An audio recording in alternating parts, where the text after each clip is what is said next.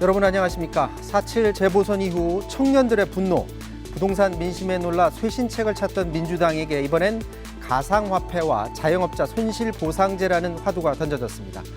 가상화폐 정책을 놓고 우왕좌왕하는 모습을 보이면 또다시 젊은 민심이 요동칠 움직임이고, 당초 자신 있던 모습을 보였던 손실보상제 소급 적용은 오히려 국민의힘이 먼저 치고 나가고 있습니다.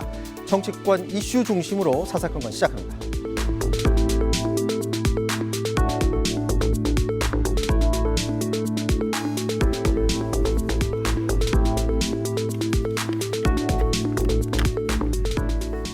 네, 여의도 사사건건 오늘은 전재수 민주당 의원, 최영두 국민의힘 의원 나오셨습니다. 안녕하십니까? 네, 반갑습니다. 안녕하십니까? 안녕하세요. 네. 자, 백신 얘기부터 해보도록 하겠습니다. 홍남기 부총리 오늘 백신 관련해서 대국민 담화를 발표를 했는데요. 이 화이자 백신 추가 구매 계약을 체결했다. 2천만 명분입니다. 그렇게 해서 모두 9,900만 명분의 백신 계약이 체결돼 있다. 이렇게 말을 했는데, 이에 대한 여야 입장이 나왔습니다. 먼저 듣고 말씀 나누도록 하겠습니다. 백신 불안 조성은 집단 면역 시기를 앞당기는데 전혀 도움이 되지 않습니다. 그러나 야당과 일부 언론이 소모적인 가짜 뉴스를 이용해 방역을 정쟁화해온 것에 대해 유감을 표합니다. 국민의 안전, 국민의 삶을 도외시한 채 당리당략을 앞세워서는 안 될 것입니다. 민주당과 정부는 안전하고 신속한 백신 접종이 이루어지도록 힘쓰겠다는 말씀을 드립니다. 문제는 언제 공급받느냐입니다. 시기와 양을 정확하게 국민들께 보고해 주십시오. 정부는 계약 특성상 공급 시기를 구체적으로 밝힐 수 없다는 답변으로만 둘러대고 있는데, 공급 시기와 양이 불가측하다면 이는 또 하나의 정부의 무능입니다. 자, 오늘 백신 관련해서 당정회의가 열렸습니다. 이제 11월 집단 면역에 대해서 정부는 계속해서 확실하다는 지금 얘기를 하고 있는 상황인데, 방금 얘기를 할 때 야당과 일부 언론이 소모적 가짜 뉴스를 계속 만들어내고 있다라는 얘기를 합니다. 자, 여기서 말하는 가짜 뉴스는 구체적으로 뭘 얘기를 하는 건가요? 일단은 아무리 야당이라 하더라도 이 장기판에 훈수 두듯이 이렇게 하는 정치는 저는 올바르지 못하다고 생각을 합니다. 기본적으로 이제 국민들의 생명 또 안전과 관련된 문제에 있어서는 또 국가적 재난 상황 아닙니까? 이런 문제에 있어서는 저는 여야 이게 당파를 초월해야 된다는 생각을 가지고 있는데, 야당이 지금 그동안 보여온 모습을 보면 굉장히 우려스럽고 걱정스럽다는 말씀을 드립니다. 예를 들면 지난 3월 8일 날 주호영 원내대표께서 뭐라고 말씀을 하셨냐면, 아스트라제네카 접종은 부작용이 크고 20, 30대 젊은이 한테서 부작용이 심각한 것으로 확인됐다. 이렇게 주장을 하죠. 그리고 3월 2일 날 김종인 비상대책위원장께서 뭐라 말씀을 하시냐면, 아스트라제네카라는 이제 유럽에서는 매우 기피하는 백신 종류인데 우리나라에 들어와 가지고 접종이 되고 있다. 이렇게 이제 말씀을 하십니다. 이것뿐만이 아니라 지금 이 야당에서 이게 우리나라를 이게 그 아프리카보다 못한 후진국이다. 백신 빈곤국이다. 아니, 아프리카보다 못한 백신 빈곤국이기를 바라는 겁니까?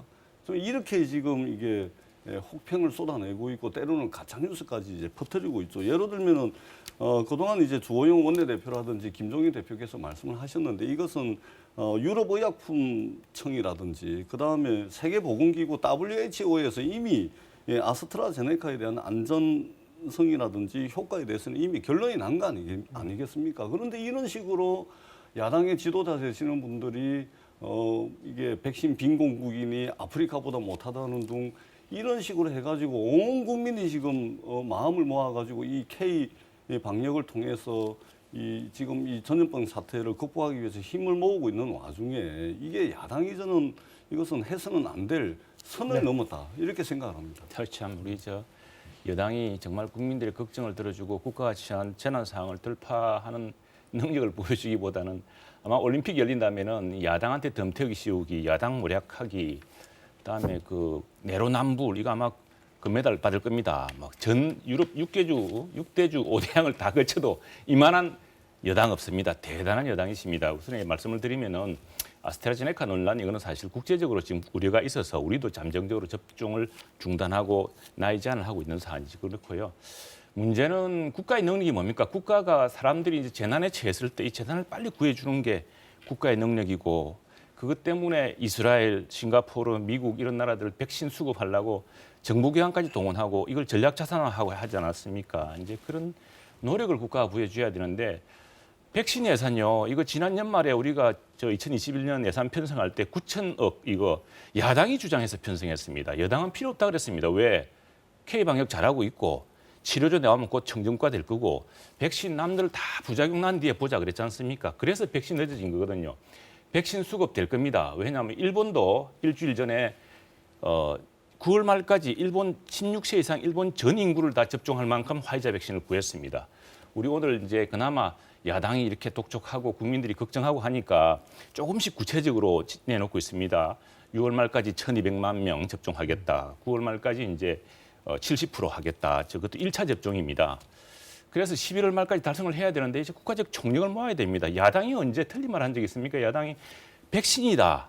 치료제가 아니고 백신의 시간이고 K방역은 국민의 희생과 영업의 제한을 손상하는 것이기 때문에 언제까지 내려갈 수가 없다. 그래서 이 문제만은 예산을 좀 많이 쓰더라도 하자.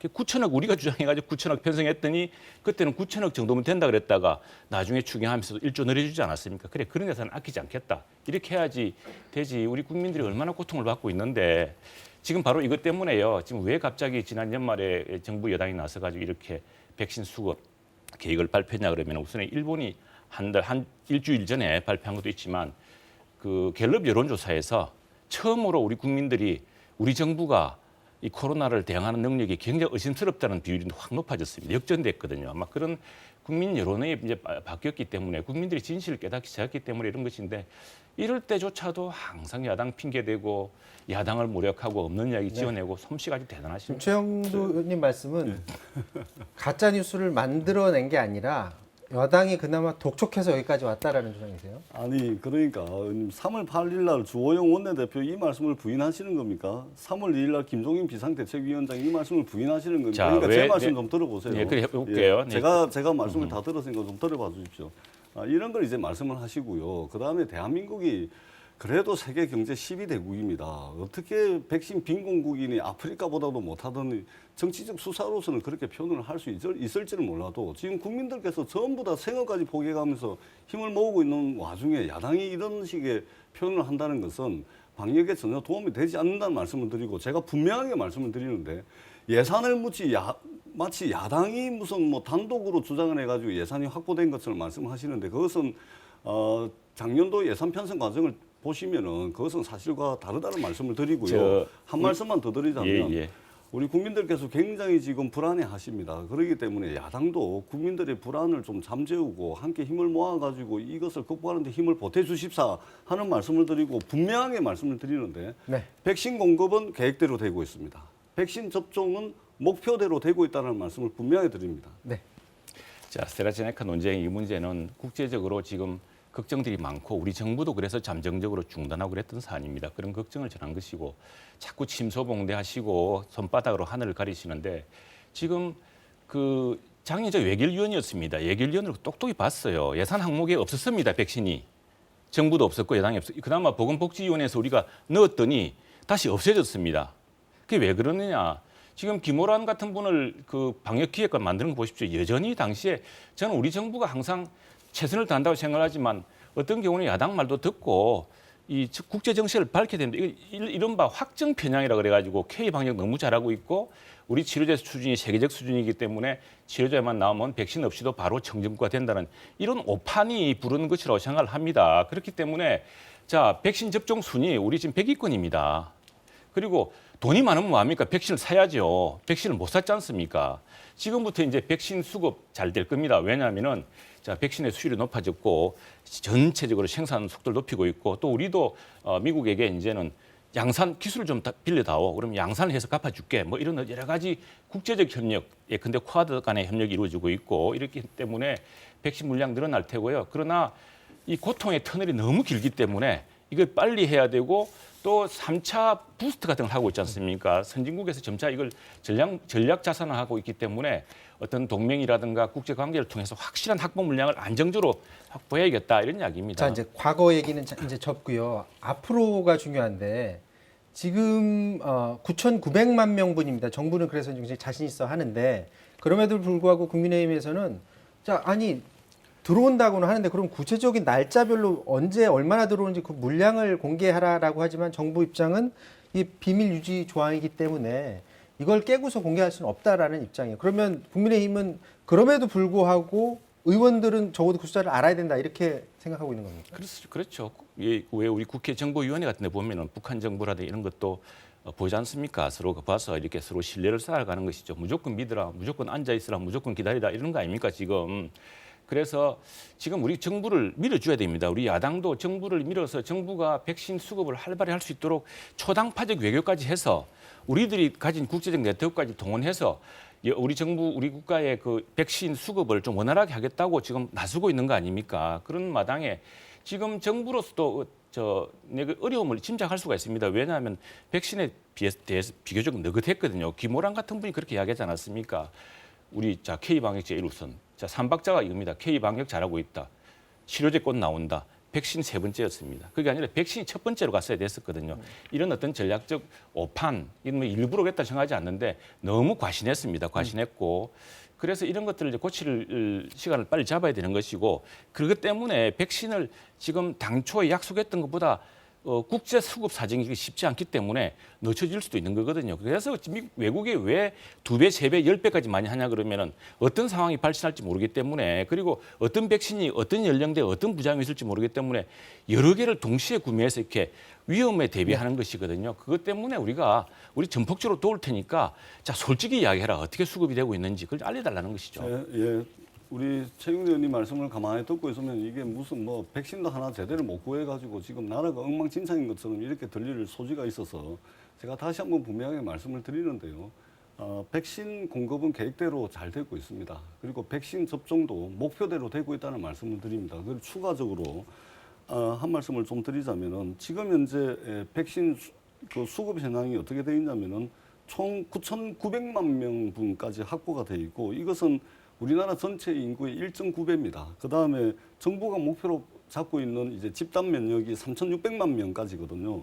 이 3,600만 명의 2.75배까지 물량이 확보되어 있다는 말씀을 드리고 4월 말까지 300만 명이 접종이 완료가 됩니다. 3월 24일 날 이제 화이자 백신이 공급돼 가지고 지금 매주 정기적으로 공급이 되고 있다는 말씀을 드리고 6월 달까지 1,200만 명, 그다음에 3분기에 지금 2,400만 명을 목표로 하고 있는데 이것을 훨씬 상회하는 4천만 명의 접종 가능한 물량이 지금 확보가 돼 있다는 말씀을 드리고 4분기 상황까지 넘어가면은 이때는 이제 18세 미만의 이제 연령층이라든지 부스터샷, 3차 접종이 가능한 그리고 내년 접종을 위해서 필요한 예비 물량까지 충분히 확보를 하고 있다는 말씀을 제가 분명히 드리도록 하겠습니다. 이게 뭐 여당에만 따로 살짝 주고 야당한테는 알려주는 것 같은데 그렇게 돼야 되고 저희들은 좀 더 빨리 왜냐하면 백신 접종이 늦을수록 집단 면역 도달이 늦어지고 이렇게 되면 자칫 겨울을 또 넘기게 됩니다. 내년 봄까지 이렇게 돼야 되거든요. 얼마나 고통스럽습니까? 그래서 이런 문제는 적어도 여야가 충분히 협력해야 될 사안이고 저는 아닌 말로 야당이 또 옳다. 야당이 항상 이렇게 앞서왔다고 이야기하고 싶지는 않습니다. 그러나 지난 과정을 돌이켜보면 예산 편성 과정이라든가 또 백신의 그 전략적 중요성에 대한 판단이 좀 틀렸다라고 저는 생각을 합니다. 네. 그런 부분 솔직히 인정하고 빨리빨리 야당의 의견 들어야죠. 앞으로가 중요하고 지금 우리 전 의원님 말씀하신 것처럼 차질 없이 조금 더 속도감 있게 진행되었으면 네, 좋겠습니다. 백신 얘기 이 정도에서 마무리를 짓고요. 좀 다음 주제로 좀 넘어가야 될 것 같습니다. 은성수 금융위원장 가상화폐는 이제 화폐로 인정할 수 없다라고 하면서 가상자산 보유한 사람들까지도 다 보호해 줄 수는 없다. 이 말을 한 이후에 2030 중심으로 해서 지금 반발이 굉장히 큰 상태고요. 3년 전에 박상기 전 법무부 장관이 했던 발언까지도 같이 회자가 되고 있습니다. 잠시 준비된 영상 보고 말씀 나누도록 하겠습니다.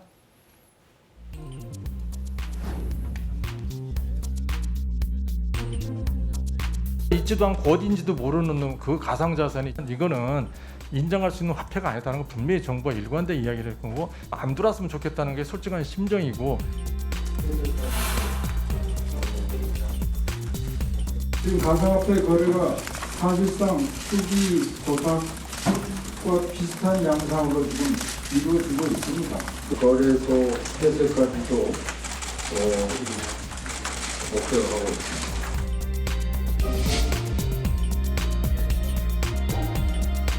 가상화폐 관련해서 앞으로 당내 대응할 주체가 필요하다 하는 것에 공감을 이뤘습니다. 가상자산의 가치가 없다고 하는데 책임을 매긴다는 건 실체가 있다는 거 아닙니까? 국이나 선진국은 다 변화하고 있는데 우리는 변화하고 있지 않는 것이 오히려 문제다.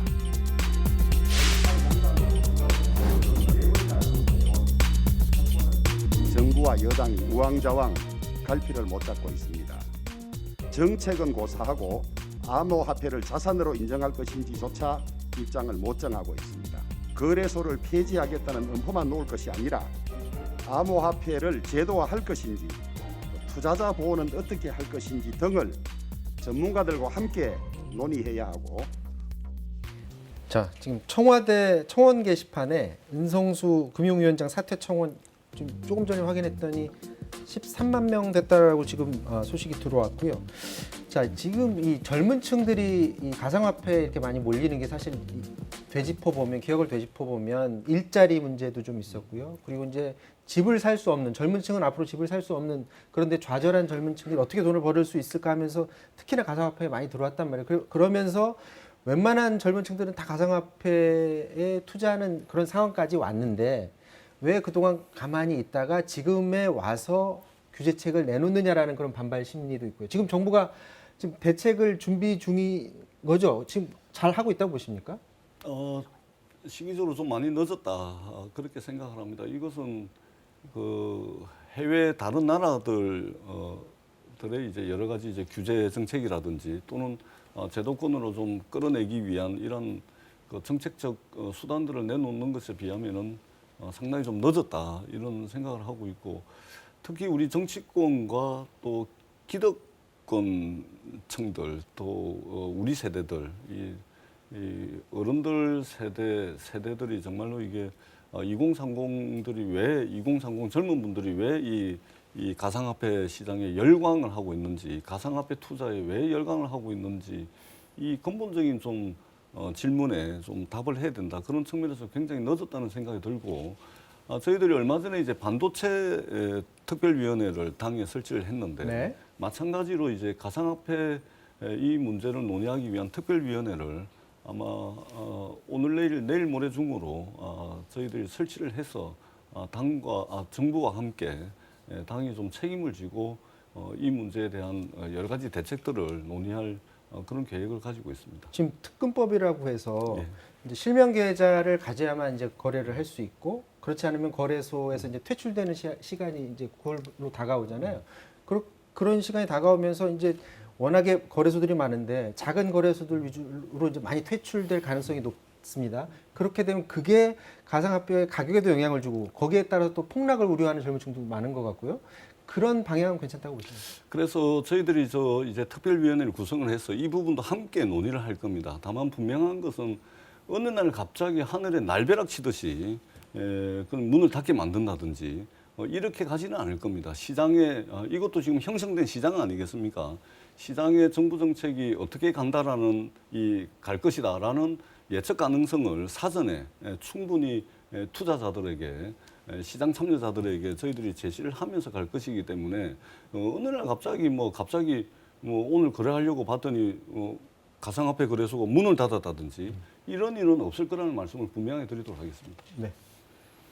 근데 지금 이제 여당이 이게 사실은 문제 이런 게 됩니다. 우리 기술이라는 것들은 우리 정치나 규제보다 훨씬 빨리 발전합니다. 영국에서 예전에 붉은 깃발법이라는 게 있었지 않습니까? 마차 대신에 자동차가 나오니까 이제 당시는 마차 산업이 주력 산업이었거든요. 그래서 자동차는 마차보다 더 빨리 달려서는 안 된다라는 규제를 하고 뭐 이런 상황이 있다는데, 정치가 이 기술 발전이라든가 이런 걸 따라가려면 굉장히 노력을 해야 됩니다. 규제를 막 양산할 것이 아니라.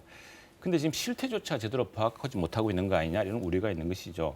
여당이 이제 가상화폐 문제에 대해서 일관된 대응책을 마련하지 못하고 있어서, 그래서 우리도 TF를 만들겠다, 이렇게 지금 가상화폐 특위를 만들겠다고 밝혔습니다. 이 이유는 뭐냐면은 현재 가상화폐 투자자가 약 250만 명을 넘는다고 합니다. 이렇게 하는데 실제 국민 자산이 얼마나 이 가상화폐 시장에 투입되었는지 이 실상조차 아직 파악이 안 된다고 하거든요. 그래서 이런 것들을 좀 구체적으로 살펴서 여당과 함께 또 정부 당국과 함께 이런 문제에 대한 좀 선제적이고 이런 대책을 마련하자는 취지고, 이제 이 그 국민 청년들의 좌절이나 그 절망이나 분노는 조금 전에 말씀하셨습니다만 일자리라든가 또는 집이라든가 주택 문제라든가 분내 좀 어디 다른 희망이 없습니다. 그래서 새로운 기술, 새로운 어떤 블록체인 기술로 이루어진 이런 새로운 투자처를 찾고 있는 것이고 한데, 또 정부의 태도가 맞지 않는 것이 이미 지난해 정부는 이 가상화폐 소득에 대해서 세금을 부과하겠다고 밝혔거든요. 네. 그리고 시점을 2020 내년 1월 1일부터 못 박았습니다. 그런데 지금은 이걸 뭐 이렇게 단속을 한다 그러니까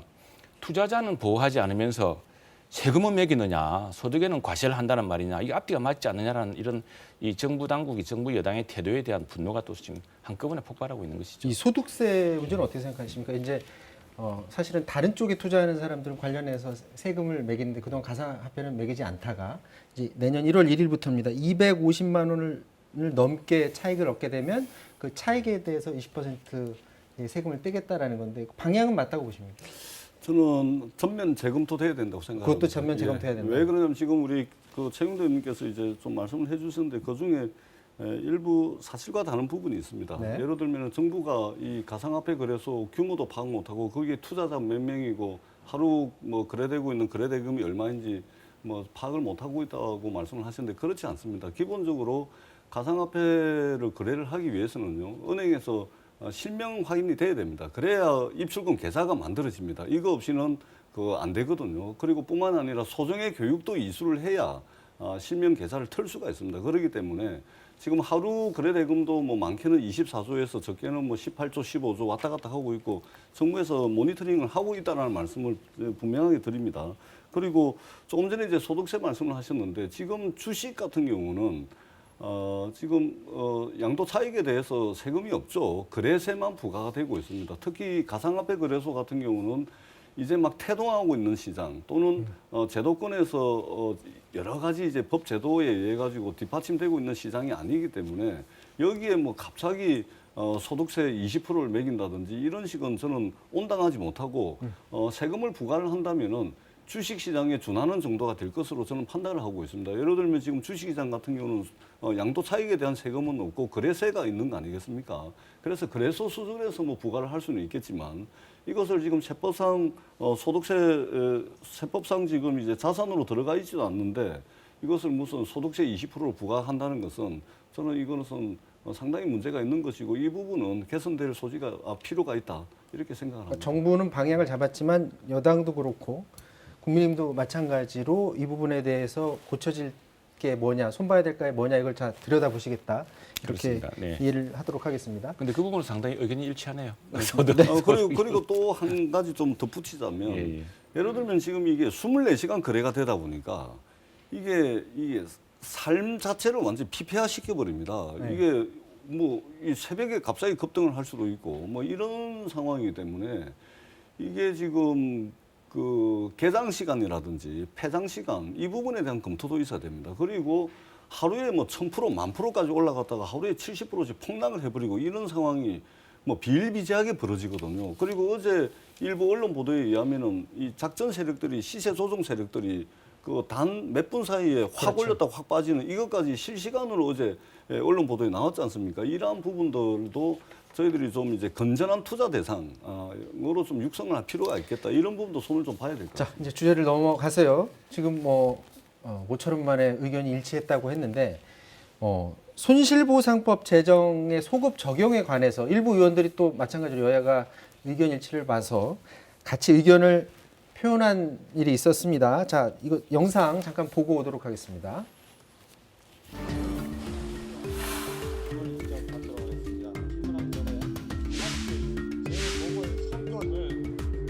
소급 적용 입법하라! 입법하라! 소급 적용 없다면 우리를 밟고 가라! 가사 직전에 몰린 그런 소상공인들을 위해서 하루빨리 소급 적용해 주시기 바랍니다. 코로나 손실보상은 당연히 정부의 통제 방역 이후 발생한 전 기간의 손실에 대한 채무 이행이어야 합니다. 실질 손실액을 보상하는 것이 대한민국 헌법 정신임을 국회 역시 손실보상 법률안을 묵사람으로서 국민을 고통과 절망으로 몰고 간 공범이라는 사실을 누가의 저는 균형 문제도 있고요. 설계가 잘못되면 저는 심각한 사회적 갈등도 또 올 수 있지 않을까 이렇게. 자, 몇 달 전만 해도 이 자리에 나오셨던 여야 의원들이 다 손실보상제 소급 적용에 대해서 다들 찬성하는 목소리를 냈었어요. 근데 최근의 모습을 보면 정부가 약간 불가 입장을 바뀌면서 민주당은 약간 뒤로 빠진 모양새. 그리고 국민의힘은 지금 이거 당론으로 채택했죠. 네, 그렇습니다. 그렇습니다. 우리가 지금 이철규 의원이 대표 발의한 이 소상공인 보험 및 지원에 관한 법률 일부 개정 법률안에 보면은 12조 4를 신설해 가지고요. 그 정부가 감염병 예방 및 관리에 관한 법률에 따라서 영업 제한, 집합 금지 또는 집합 제한 명령 조치를 한 그래서 영업에 손실을 입은 소상공인들에 대해서 정부가 정당한 보상을 해야 된다는 게 규정입니다. 그런데 지금 이게 이제 소급 적용이라는 그 말 때문에 자꾸 오해가 있는 것 같아요. 소급 적용이 아닙니다, 사실은. 왜냐하면은 정부가 공공의 필요에 의해서 국민의 재산권을 제한했기 때문에 그때부터 이 손실이 발생한 거거든요. 근데 손실을 지금 오히려 지급을 미루고 있는 셈이죠. 손실 보상을 미루고 있던 셈입니다, 정부가. 그런데 이제 막대한 재원이 포함되겠죠. 그렇기 때문에 외국에서는 백신에 몰두했던 겁니다. 이렇게 말하자면 깨진 독에 물 붓기 격으로 이게 방역이 안 되면은 끝없이 이렇게 집합 금지해야 안 됩니까? 그건 불가피한 일이거든요. 그러니까 방역이 안 되니까 영업을 제한하고 영업을 제한하니까 또 손실이 늘어나는 상황, 악순환이기 때문에 외국의 경우 그래서 이제 백신을부터 빨리 과감하게 투자했던 것인데 지금 어쨌거나 현실이 그러니만큼 우리가 해야 될 텐데 이걸 이제 그 국가가 당연히 헌법에 따라서 공공필요에 의해서 국민의 재산권을 제한했기 때문에 그 제한한 재산권에 대해서는 어떤 식으로 건 보상을 해야 된다는 것은 그 원칙입니다. 원칙. 그건 뭐 다툼의 여지가 없는 사안이거든요. 그런데 이게 소급이 안 된다. 그건 사실은 딴 말이 아니라 어마어마한 돈을 다 보상해 줄 능력이 없다고 정부가 자꾸 이제 그 규모를 축소하려고 하는 것인데 적절한 규모를 찾아서 지금 이렇게 무턱대고 돈 막 쓸 게 아니라 해야죠. 자, 이 소급 적용 관련해서 이전에 여야의 사실 쟁점은 둘 다 소급 적용 괜찮은데 과연 그 재원을 어떻게 마련할 것이냐 이게 사실은 쟁점이었었는데 민주당 입장에서는 정부가 불가 입장 밝힌 이후에는 사실은 뭐 여기 나오셨던 강훈식 의원님 안도 있고 그런데 그 안도 다 뒤로 빠졌어요. 지금 어떤 것을 주로 지금 얘기를 하고 있는 겁니까? 네, 그래서 일단은 우리 최영도 의원님께서 말씀을 잘 해주셨는데 그 소상공인 손실보상 이제 소급 적용해서 보상해주는 문제는 이게 헌법에 나와 있는 문제입니다. 그래서 이거는 여야 간의 이견이 없는데요. 이 헌법 전문을 제가 잠시 인용을 하자면은 헌법 23조 3항입니다. 공공 필요에 의한 재산권의 수용, 사용 또는 제한 및 그에 대한 보상은 법률로서 하되 정당한 보상을 지급하여야 한다. 이거 헌법에 규정이 되어 있는 것이기 때문에 이거는 여야를 막론하고 이견이 없다고 보고요.